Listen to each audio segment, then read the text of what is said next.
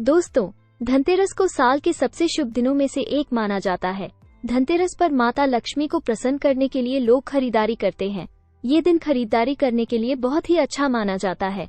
ऐसा माना जाता है कि धनतेरस पर खरीदारी करने से घर में सुख समृद्धि आती है। हालांकि धनतेरस के दिन सामान खरीदते समय कुछ बातों का ध्यान रखना चाहिए, क्योंकि इस दिन कुछ चीजों को खरीदना शुभ नहीं माना जाता। ऐसे में आइए जानते हैं धनतेरस पर किन चीजों को खरीदना शुभ माना जाता है और इस दिन क्या खरीदे क्या नहीं। साबुत धनिया। धनतेरस के दिन साबुत धनिया खरीदे। दिवाली की रात मां लक्ष्मी को धनिया अर्पित करें। अगले दिन प्रातः साबुत धनिये को गमले में बो दें। ऐसी मान्यता है कि अगर साबुत धनिये से हरा भरा स्वस्थ पौधा निकले तो आर्थिक स्थिति सुदृढ़ रहती है। अगर धनिये का पौधा पतला है तो सामान्य आय होती है। पीला व बीमार पौधा निकले या पौधा नहीं निकले तो आर्थिक परेशानियां आती हैं। लक्ष्मी गणेश प्रतिमा। धनतेरस के शुभ अवसर पर आपको अपने घर में धन की देवी मां लक्ष्मी और शुभ लाभ के देवता गणेश जी की मूर्ति अवश्य लानी चाहिए। ये प्रतिमा मिट्टी की बनी होनी चाहिए ताकि इसे अगले साल विसर्जित करके उसके स्थान पर नई प्रतिमा ला सके। इस दिन गणेश लक्ष्मी की प्रतिमा लाने से आपके घर में सुख समृद्धि का वास होता है। आप शुद्ध चांदी या सोने की मूर्ति भी खरीद सकते हैं। लक्ष्मी चरण। धनतेरस के दिन लक्ष्मी चरण घर में लाना बहुत शुभ माना जाता है। इस दिन घर में मां लक्ष्मी के चरणों को लाना उन्हें अपने घर में निमंत्रण देने के समतुल्य है। धनतेरस पर लक्ष्मी जी के 2 चरण घर में लाने चाहिए। एक चरण मुख्य द्वार पर अंदर की तरफ आते हुए लगाने चाहिए और दूसरे चरण पूजा के स्थान में अंदर आते हुए लगाने चाहिए। झाड़ू। धनतेरस पर झाड़ू घर में लाना बहुत ही शुभ माना जाता है। झाड़ू को मां लक्ष्मी का प्रतीक माना गया है, इसलिए धनतेरस पर झाड़ू खरीदने का भी महत्व माना जाता है।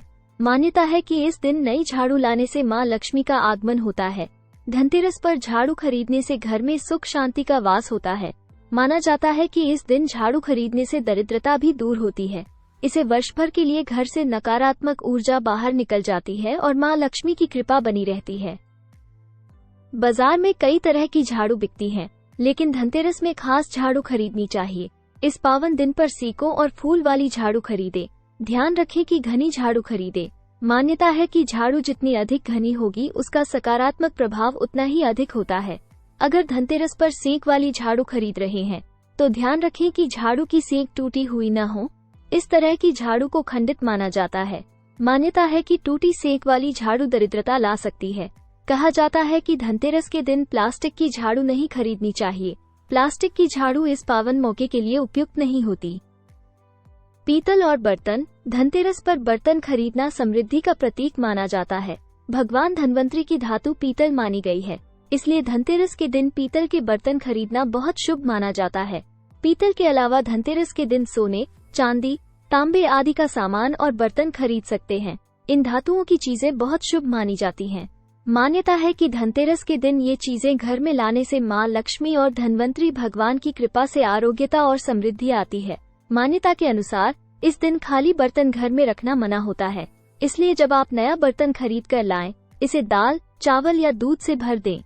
धनतेरस के दिन लोहा खरीदना शुभ नहीं माना जाता है। मान्यता है कि धनतेरस पर कोई भी लोहे की नुकीली चीज भूलकर भी नहीं खरीदनी चाहिए, इससे आपको हानि हो सकती है। साथ ही धनतेरस पर एल्यूमिनियम की चीजें खरीदने से भी बचना चाहिए।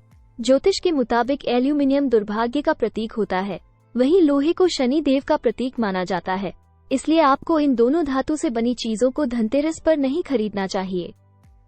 धनतेरस के दिन शीशा या शीशे की बनी हुई चीजें व चीनी मिट्टी की बनी हुई वस्तुएं नहीं खरीदनी चाहिए। इस दिन शीशा खरीदने से आपको नुकसान हो सकता है और घर की बरकत रुक सकती है। कांच और चीनी के बर्तन राहु का प्रतीक माने जाते हैं, लेकिन बहुत से लोग धनतेरस पर कांच की चीजें खरीद लाते हैं, इसलिए आपको धनतेरस पर कांच की चीजों को खरीदने से हमेशा बचना चाहिए। धनतेरस के दिन चीनी मिट्टी की बनी हुई वस्तुएं भी अशुभ मानी जाती हैं। मान्यता है कि इस धातु से बनी चीजें लंबे समय तक सुरक्षित एवं स्थायी नहीं होती, इनसे घर में बरकत कम होती है। इस दिन स्टील और प्लास्टिक के बर्तन खरीदना भी अशुभ होता है। अमूमन धनतेरस के दिन लोग स्टील के बर्तन खरीदते हैं, जबकि मान्यता के अनुसार इस दिन स्टील के बर्तन नहीं खरीदने चाहिए। स्टील भी लोहे का ही एक रूप होता है।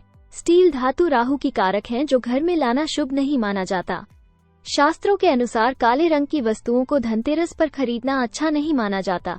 इस दिन धारदार वस्तुएं यानी सुई, चाकू आदि भी नहीं खरीदना चाहिए। ये चीजें आपके जीवन में नकारात्मकता लाती हैं। नमक। धनतेरस के दिन नमक का पैकेट खरीद कर घर लाएं और उसे खाना बनाने में उपयोग करें। इससे सारा साल माँ लक्ष्मी की कृपा बनी रहती है। ऐसा करने से माता लक्ष्मी प्रसन्न होती हैं। मान्यता है कि यदि दीपावली के दिन घर में नमक वाले पानी से पूरे घर में पोछा लगाया जाए तो गरीबी, दरिद्रता व नकारात्मकता दूर होती है। गोमती चक्र। धनतेरस पर गोमती चक्र खरीदना ना भूलें। धनतेरस के दिन 11 गोमती चक्र जरूर खरीदें। वास्तुशास्त्र के अनुसार गोमती चक्र माँ लक्ष्मी को प्रिय हैं। दिवाली के दिन लक्ष्मी पूजन के समय भी गोमती चक्र रखें। पूजा के बाद इन्हें पीले रंग के कपड़े में बांधकर अपनी तिजोरी में रखें। खील बताशा। दीपावली के अवसर पर नए चावल की फसल तैयार हो जाती है और इसी धान से खील तैयार की जाती है। इसलिए धनतेरस के दिन खील और बताशे अपने घर में जरूर लाने चाहिए। ध्यान रखें कि हमेशा नए खील बताशे ही लाने चाहिए। पुराने रखे खील बताशे नहीं चढ़ाने चाहिए। नए खील और बताशे धनतेरस पर घर में लाने से पूरे साल आपके घर में धन और धान्य की कमी नहीं होती। वस्त्र। धनतेरस के दिन दीपावली पर पहनने के लिए नए वस्त्र खरीदने की परंपरा भी है। पान के पत्ते। पान के पत्ते माँ लक्ष्मी को विशेष रूप से प्रिय माने जाते हैं। इसलिए धनतेरस के दिन पान के 5 पत्ते जरूर खरीद कर लाएं। पान के पत्ते लेकर माँ लक्ष्मी को चढ़ाएं और अगले दिन इन पत्तों को दीपावली का त्योहार पूरा हो जाने के बाद आप बहते जल में प्रवाहित कर सकते हैं। श्री यंत्र खरीदे। धनतेरस के दिन श्री यंत्र खरीद कर लाना भी घर के सौभाग्य में वृद्धि करता है। हो सके तो चांदी से निर्मित श्री यंत्र घर लाएं। श्री यंत्र घर में आर्थिक उन्नति और भौतिक सुख संपदा लेकर आता है। श्री यंत्र आर्थिक ऋण से मुक्ति दिलाता है और साथ ही मनोकामनाएं भी पूरी करता है। इसके अलावा धनतेरस के दिन दीपक, दक्षिणवर्ती शंख, कमलगट्टे या रुद्राक्ष की माला, धार्मिक साहित्य, नया वाहन या नया घर भी खरीदा जाता है। तो दोस्तों, ये थी आज की जानकारी अच्छी लगी हो तो चैनल को सब्सक्राइब करें और वीडियो को शेयर करें ताकि सभी इस जानकारी से लाभ उठा सकें। फिर मिलते हैं एक नई जानकारी के साथ, एक नए ज्ञान के साथ। तब तक के लिए आप सबको मेरा प्रणाम।